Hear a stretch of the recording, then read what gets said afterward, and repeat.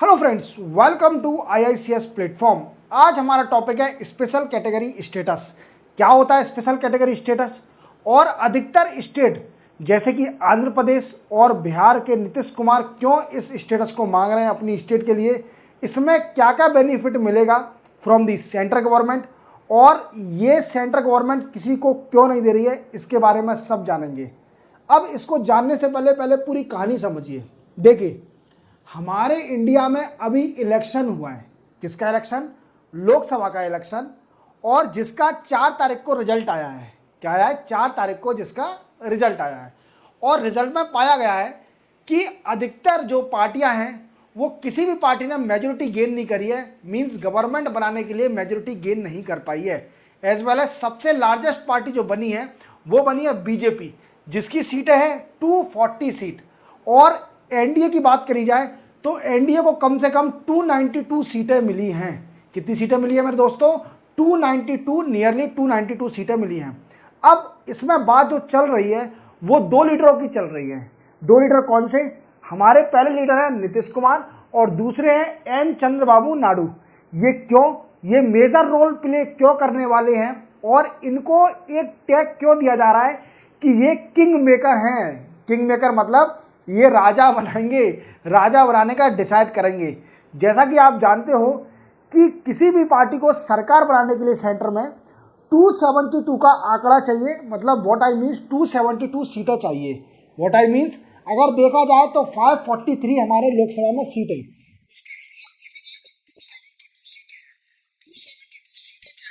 किसी भी पार्टी को सरकार बनाने के लिए।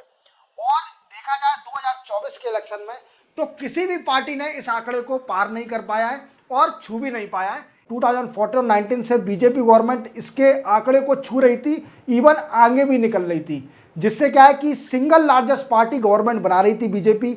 इस बार बड़ी दिक्कत हो गई कि बीजेपी गवर्नमेंट ने इस आंकड़े को पार किया, छू भी नहीं पाया। इवन 240 सीटें ला पाई और कांग्रेस को इस बार ज़्यादा बेनिफिट हुआ। इवन 100 सीटें कांग्रेस लाई और इंडिया अलायंस 234 232 सीटों पर रुक गया। क्या नीतीश कुमार और चंद्रबाबू नायडू, जिनको किंग मेकर बोला जा रहा है, क्या वो सपोर्ट करेंगे? हाँ, बिल्कुल करेंगे। उनने साफ साफ ये साइन कर दिया है कि हम नरेंद्र मोदी, हमारे नेता जो हैं नरेंद्र मोदी साहब, वही तीसरे टर्म के प्राइम मिनिस्टर बनेंगे और हमारा पूरा सपोर्ट है उनके साथ। बट कुछ कंडीशन रखी हैं। वो कंडीशन ही समझना सबसे बड़ा मैटर करता है कि कंडीशन क्या है। देखो मेरे दोस्तों, 1969 में क्या हुआ था? What I means finance commission, 5th finance commission ने कुछ प्रपोज किया। क्या प्रपोज किया? कि स्पेशल कैटेगरी स्टेट दिया जाएगा कुछ स्टेटों को जो कि डेवलपमेंट में, जो कि हिस्टोरिकल, इकोनॉमिक और जोग्राफिकल डिसएडवांटेज फेस कर रही हैं। अब देखो, आप इस बात को जानते हो कि हमारा देश आज़ाद कब हुआ? 1947 में। देन आफ्टर नेहरू जी ने डेवलपमेंट स्टार्ट किया। डेवलपमेंट स्टार्ट करने के साथ कुछ ऐसी कंडीशन आ गई कि बैलेंस डेवलपमेंट नहीं हो रहा था हमारे इंडिया में। कुछ स्टेट अच्छा डेवलप कर रही थी और कुछ स्टेट नहीं डेवलप कर रही थी। तो इसी को देखते हुए बैलेंस डेवलपमेंट इंडिया में हो तो जो 5th फाइनेंस कमीशन सेटअप हुआ था, उनने एक प्रपोज निकाला, एक मैकेनिज्म निकाला कि जो स्टेट डेवलपमेंट में पीछे छूट रही हैं उनको स्पेशल कैटेगरी स्टेटस दिया जाए, जिससे क्या होगा कि उनका भी डेवलपमेंट होते जाएगा साथ साथ में विद अदर स्टेट जो कि बहुत जल्दी डेवलपमेंट कर रही हैं। क्लियर? तो ऐसे ही उनने बोला कि जो स्टेट जोग्राफिकल, इकोनॉमिकल और डिसएडवांटेज से फेस कर रही हैं उनको दिया जाएगा स्पेशल कैटेगरी स्टेटस। अब ये होता क्या है स्पेशल कैटेगरी स्टेटस? अब हम जानेंगे कि स्पेशल कैटेगरी स्टेटस देने से पहले स्टेट के अंदर क्या क्या देखना पड़ेगा हमें, कि जिससे वो ऐसे क्या फैक्टर है कि किसी स्टेट को स्पेशल कैटेगरी स्टेटस देने के लिए वो फैक्टर बहुत मायने रखते हैं। देखिए, जैसे कि आप देख पा रहे होंगे स्क्रीन पर, जैसे डिफिकल्ट टेरेन। पहला फैक्टर क्या है? Difficult terrain. What I means अगर कोई भी स्टेट, किसी भी स्टेट में अगर वो हिली एरिया है या फिर प्लेट्यू पर है या फिर state are in remote area, remote area मतलब the access to particular state is difficult, उस स्टेट में एक्सेस करना बहुत डिफिकल्ट है, व्हाट आई मीन्स, तो उसको स्पेशल कैटेगरी स्टेटस दिया जाएगा। ये पहला फैक्टर हो गया, समझ गया। दूसरा फैक्टर देखते हैं, लो पॉपुलेशन डेंसिटी। जिस भी स्टेट का दूसरा फैक्टर क्या है, low population density. Low population density what I means कि अगर किसी भी स्टेट में पॉपुलेशन की डेंसिटी कम है, व्हाट आई मीन्स डेंसिटी अगर कम है तो उसको स्पेशल कैटेगरी स्टेटस दिया जाएगा। ये दूसरा फैक्टर। तीसरा फैक्टर समझते हैं। थर्ड फैक्टर है साइजेबल ट्राइबल पॉपुलेशन। मीन्स अगर किसी भी स्टेट में ट्राइबल पॉपुलेशन ज़्यादा है तो ये तीसरा फैक्टर है किस चीज़ का, स्पेशल कैटेगरी स्टेटस देने का। व्हाट आई मीन्स आप देख रहे हो कि आप इससे अंदाज़ा लगाइए कि ट्राइबल जो पॉपुलेशन है वो आज भी रिमोट एरिया में रहती है, remote area, and some tribals are not connected with a main stream, not connected with a main civilization या मेन स्ट्रीम या सिविलाइजेशन, जो मेन सिविलाइजेशन है उससे कनेक्टेड नहीं है। और आपको पता है ट्राइबल पॉपुलेशन गरीबी में जी रही है, मतलब इकोनॉमिकल बैकवर्डनेस है वहाँ पर, और उनका लिविंग सेंस भी बैकवर्डनेस होते जा रहा है। तो उनके स्टेटस को भी देखने के लिए ये भी एक तीसरा फैक्टर डाल दिया कि अगर किसी भी स्टेट में ट्राइबल पॉपुलेशन ज़्यादा होगी तो उसको मिलेगा स्पेशल कैटेगरी स्टेटस। क्लियर। अब नेक्स्ट फैक्टर क्या है, location along border. Next factor क्या है मेरे दोस्तों, लोकेशन अलोंग बॉर्डर। अगर किसी भी स्टेट की लोकेशन किसी भी कंट्री के बॉर्डर पे, मतलब अपनी कंट्री किसी भी कंट्री से कनेक्टेड है, तो that is a different factor. Then after next factor क्या है, economic and infrastructure backwardness. What I means, economic and infrastructure backwardness. समझ रहे हो आप मेरी बात, कि कोई भी स्टेट जिसमें इंफ्रास्ट्रक्चर बहुत कम है, इंफ्रास्ट्रक्चर कम है, या फिर आर्थिक स्थिति सही नहीं है, इकोनॉमिकल बैकवर्डनेस है, that is also a factor. तो आप सारे फैक्टर समझ गए होंगे। अब स्टेटों को क्यों स्पेशल कैटेगरी स्टेटस क्यों नहीं दिया जा रहा है, देखो आप एक बात अपने अंदाज से सोचिए, स्पेशल कैटेगरी स्टेटस देने से होगा क्या। आप देखिए, स्पेशल कैटेगरी देने से बर्डन बढ़ जाएगा किसके ऊपर, burden on centre government, it lead to fiscal deficit. अब ये आपको जब समझ में आएगा जब आप इसके बेनिफिट समझ जाओगे कि स्पेशल कैटेगरी स्टेटस मिलने के बाद क्या क्या बेनिफिट मिलते हैं। अभी हमें समझना है कि क्यों स्टेट को स्पेशल कैटेगरी स्टेटस नहीं दिया जा रहा है। तो देखो क्या हुआ था कि जो 14 फाइनेंस कमीशन था, 14 फाइनेंस कमीशन उसने बोल दिया कि जो स्पेशल कैटेगरी स्टेटस टैग दिया जाता है उसे स्क्रैप कर दिया जाए, खत्म कर दिया जाए। अब ये खत्म हो जाएगा तो जो बैकवर्ड स्टेट है उनका डेवलपमेंट कैसे होगा दोस्तों, तो उसका डेवलपमेंट ऐसे होगा, उन्होंने बोला कि उसकी जगह क्या करिए आप, जो टैक्स का डिवोल्यूशन होता है, what I means tax distribution between centre and state और सेंटर के बीच में जो टैक्स का विभाजन होता है, what I means tax devolution होता है, स्टेट को टैक्स दिया जाता है, उसका अमाउंट बढ़ा दिया जाए, व्हाट आई मीन उसका परसेंटेज बढ़ा दिया जाए। देखो पहले स्टेट को मिलता था 32% शेयर, अब उसको 14 फाइनेंस कमीशन ने बोला कि उसको कर दीजिए 42%, व्हाट आई मीन्स 42% कर दीजिए 32% से, और स्पेशल कैटेगरी स्टेटस को रिमूव कर दीजिए, स्क्रैप कर दीजिए। अब अभी देखा जाए तो इसका मतलब तो ये दर्शाता है कि हमारे इंडिया में कोई स्टेट होगी नहीं जिसको स्पेशल कैटेगरी स्टेटस मिला होगा, नहीं। 11 स्टेट हैं जिनको स्पेशल कैटेगरी स्टेटस दिया हुआ है। अब वो स्टेट कौन सी है तो समझते हैं। वो स्टेट है दोस्तों 11, जैसे Jammu and Kashmir, J and, देखो यहां लिख देता हूं मैं आपके लिए, जे एंड के। दूसरा है हिमाचल प्रदेश, हिमाचल प्रदेश देख लीजिए, हिमाचल प्रदेश। चौथा है Uttarakhand, Uttarakhand. And all north east, north east state, north east state. समझ में आ रहा है? तो ऐसे मिला के 11 स्टेट है अपने इंडिया में जिनको स्पेशल कैटेगरी स्टेटस दिया हुआ है। समझ में आ रहा है? ऐसी 11 स्टेट। अब क्या हो रहा है कि कुछ पार्टियां, जैसे कि जिनको बोला जा रहा है किंग मेकर है, एन चंद्रबाबू नायडू और जो हमारे नीतीश कुमार हैं, ये डिमांड कर रहे हैं कि स्पेशल कैटेगरी स्टेटस दिया जाए आंध्र प्रदेश गवर्नमेंट को और उनकी तरफ से बिहार गवर्नमेंट को।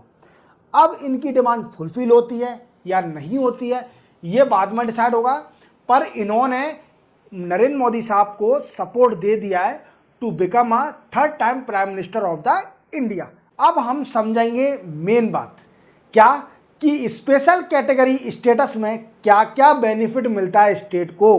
तो एक एक से समझते हैं। सबसे पहला बेनिफिट है स्पेशल इंडस्ट्रियल इंसेंटिव। कौन कौन से? किसी भी इंडस्ट्री को उस स्टेट में अगर डेवलपमेंट या फिर इंफ्रास्ट्रक्चर सेटअप करना है तो उसे कई सारे कंसेशन दिए जाएंगे, बेनिफिट दिए जाएंगे। क्या क्या बेनिफिट दिए जाएंगे? देखो, एक तो इनकम टैक्स में एग्जम्पशन मिलेगा, ठीक है, सेंट्रल गवर्नमेंट से उसको इनकम टैक्स में एग्जम्पशन छूट मिलेगी कि वो इनकम टैक्स में उसको छूट मिलेगी। दूसरा बेनिफिट क्या है? Custom duty waiver. What I means, custom duty में उसको छूट मिलेगी। व्हाट आई मीन्स, इंपोर्ट और एक्सपोर्ट करने में उसको छूट दी जाएगी। तीसरा बेनिफिट है reduce excise duty, means excise duty जो लग रही है उसको कम कर दिया जाएगा, उसको कम दिया जाएगा, तो उससे उस स्टेट का डेवलपमेंट होगा। कॉर्पोरेटिव टैक्स एग्जम्पशन, अगर कोई भी कॉर्पोरेट, कोई भी कंपनी आती है तो उसके ऊपर जो टैक्स लगता है वो भी कम लगेगा स्टेट में, ठीक है। Then after concession and exemption related to GST. GST में भी बेनिफिट मिलेगा। क्या मिलेगा? जीएसटी, जो गुड्स एंड सर्विसेज टैक्स है, उसमें भी उस कंपनी को बेनिफिट दिया जाएगा। Then after lower state and central tax, जो जितने भी स्टेट के और सेंट्रल टैक्स हैं वो उसको भी कम कर दिया जाएगा। Then after central fund, central scheme up to 90% compare to 70% non central.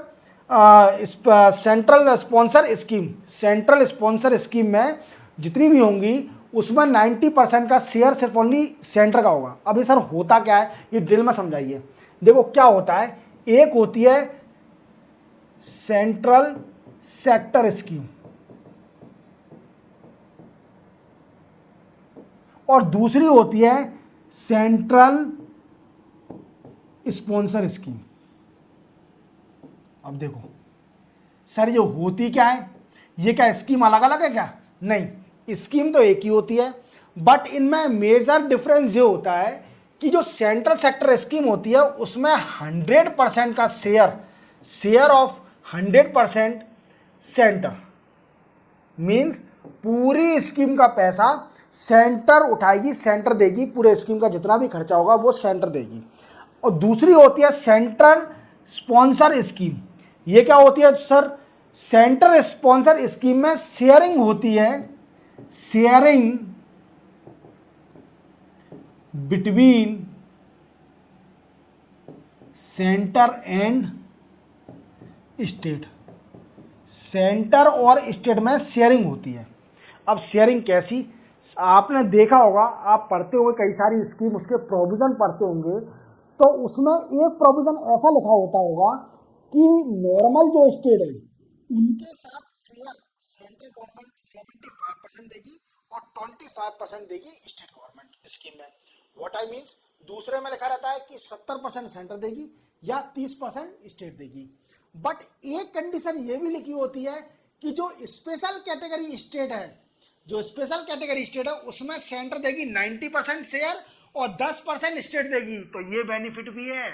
क्या बेनिफिट है? जितनी भी स्कीम है उसमें 90% शेयर जो होगा वो होगा किसका? सेंट्रल गवर्नमेंट का।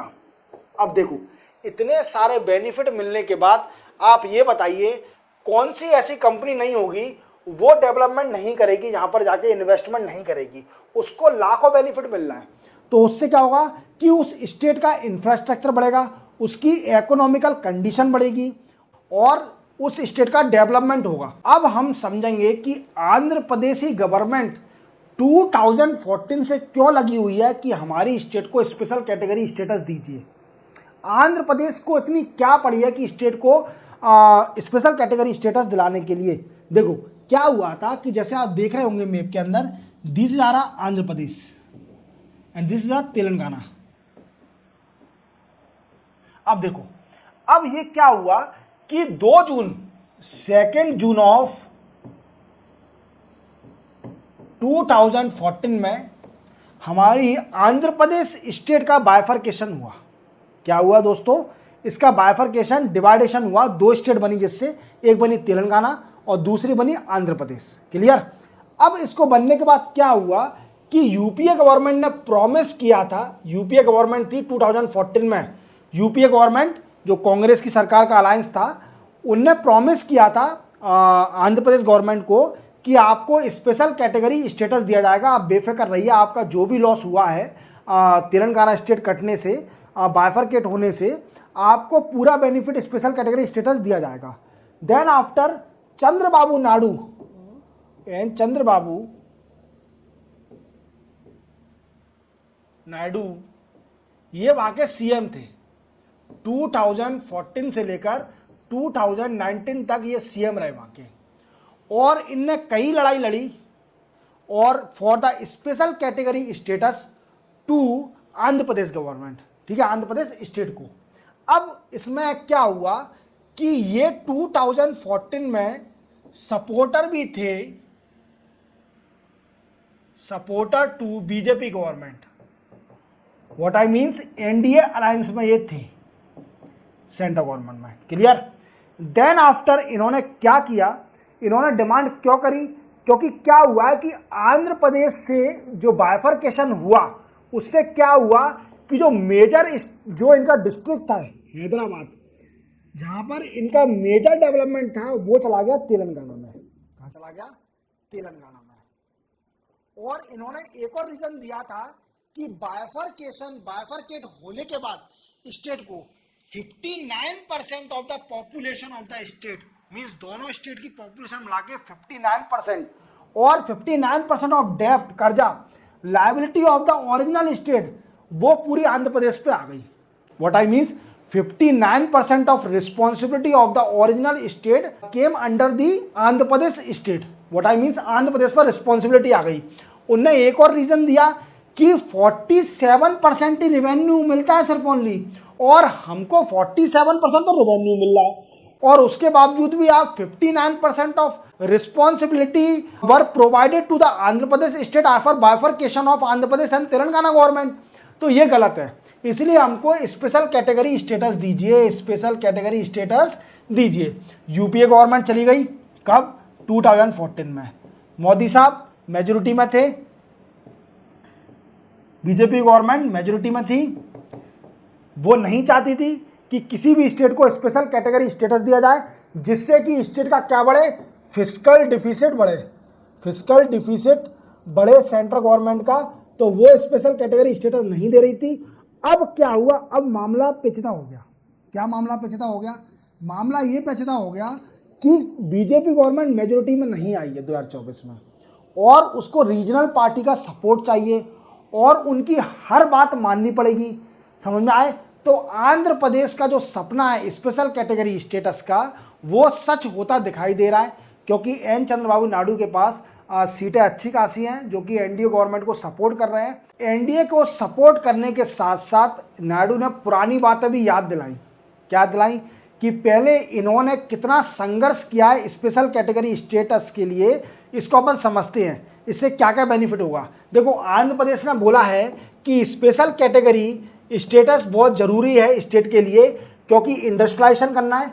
इंडस्ट्रियलाइजेशन क्योंकि आंध्र प्रदेश की जो हैदराबाद कैपिटल थी, जो कि मेन डेवलपमेंट था वहाँ पर, वो चला गया तेलंगाना गवर्नमेंट में, ठीक है, तेलंगाना स्टेट के पास। और इंडस्ट्री को बनाने के लिए, और दूसरी बात एम्प्लॉयमेंट बढ़ाने के लिए, यूथ जो एम्प्लॉयमेंट और डेवलपमेंट करने के लिए स्टेट का। अब नायडू ने क्या करा, जैसे मैंने आपको पहले बताया कि 2014 से लेकर 2019 तक नायडू की सरकार रही, वहाँ के आंध्र प्रदेश के सीएम रहे, कहाँ रहे, सीएम। और इन्होंने कई डिमांड करी बीजेपी गवर्नमेंट से कि आप हमको स्पेशल कैटेगरी स्टेटस दे दीजिए, पर बीजेपी गवर्नमेंट ने इनको नज़रअंदाज किया और इनकी सुनी नहीं। देन आफ्टर 2018 में जब ज़्यादा ही ओवर हो गया डिमांड करते करते, बीजेपी गवर्नमेंट कोई रिस्पॉन्स नहीं दे रही थी, देन आफ्टर 2018 में इनके दो यूनियन मिनिस्टर थे इनकी पार्टी से, union minister TDP Telugu Desam party से, उन्होंने बोला कि आप रिजाइन कर दीजिए। किसने बोला? चंद्रबाबू नायडू ने बोला कि आप यूनियन मिनिस्ट्री से रिजाइन कर दीजिए, उनको सपोर्ट देने की जरूरत नहीं है क्योंकि वो नहीं सुनना है स्पेशल कैटेगरी स्टेटस के लिए। तो उनके दो मिनिस्टर थे उस टाइम, पी अशोक गजापति राजू जो कि सिविल एविएशन मिनिस्टर थे, और दूसरे थे वाई सत्यनारायण चौधरी जो कि minister of state science and technology के थे। इन्होंने रिजाइन कर दिया 2018 में, और 2018 में TDP means Telugu Desam party जो एन चंद्रबाबू नायडू की थी, उनने सपोर्ट देना बीजेपी को बंद कर दिया। बीजेपी एनडीए से अलग हो गई। देन आफ्टर 2024 में आप देख रहे हो क्या कंडीशन हो गई थी, और देन आफ्टर अभी सपोर्ट फिर से देना स्टार्ट कर दिया है चंद्रबाबू नायडू ने, पर वो मांग रहे हैं स्पेशल कैटेगरी स्टेटस। अब वो मिलता है कि नहीं मिलता वो डिपेंड करता है हमारे प्रधानमंत्री साहब पर कि वो देते हैं कि नहीं देते, उनके कोऑर्डिनेशन पर, उनके नेगोशिएशन पर। हमारा काम था कि स्पेशल कैटेगरी स्टेटस को समझना कि स्पेशल कैटेगरी स्टेटस होता क्या है, इसमें क्या बेनिफिट मिलते हैं, और ये कब आया था, और इसका स्क्रैप कब हो गया। 14 फाइनेंस कमीशन ने इसके बदले क्या स्कीम निकाली थी कि 42% share of revenue devolution to the state from 32%। तो आप पूरा समझ गए होंगे स्पेशल कैटेगरी स्टेटस के बारे में। इसी के साथ मैं आपसे अलविदा बोलता हूँ, मिलते हैं हम कल नए टॉपिक के साथ। जय हिंद।